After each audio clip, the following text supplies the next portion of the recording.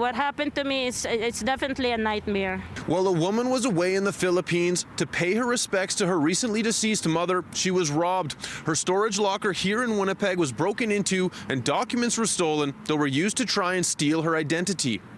Maria Pezmurang was overseas for 2 weeks to see family and say goodbye to her mother who passed away in March.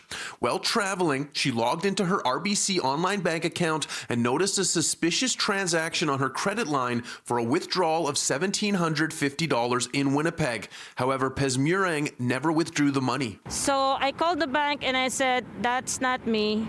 And I told them, can you guys do something about it? Can you restrict my credit line? The next morning, Pezmurang wanted to check her online banking. However, the accounts were no longer accessible. She called the bank, who informed her they had frozen the accounts, and Pezmurang realized she was in a different country with no access to her money. So that was April 2nd. My scheduled return to Canada was April 8th. On the 8th, Pezmurang landed in Vancouver and immediately went to an RBC branch to have her accounts unfrozen.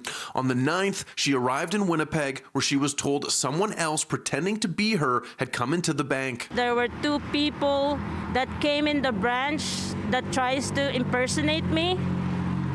So all of that, I didn't know what's going on until I checked my storage yesterday. Pezmurang knew something was wrong when she got to her storage locker and noticed the lock on her unit was different than the lock she normally uses.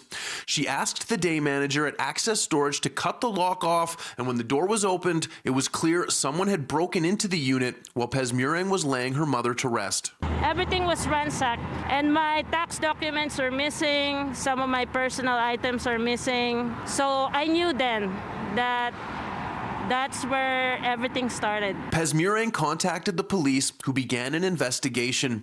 Winnipeg police issuing a reminder to the public that the safest place to store personal documents are in safety deposit boxes at a financial institution or electronically in an encrypted storage device that is not connected to the internet. City News reached out to RBC for comment, who responded with an email saying in part, "We realize that any time a client is impacted by identity theft or any fraud, it can be a difficult and stressful situation for them. Identity theft is one of the fastest growing crimes in North America. It is an industry-wide issue."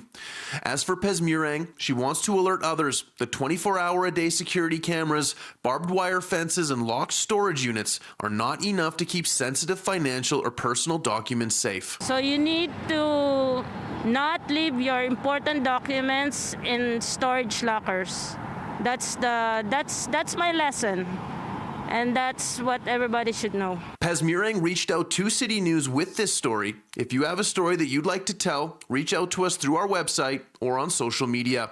In Winnipeg, Mark Neufeld, City News.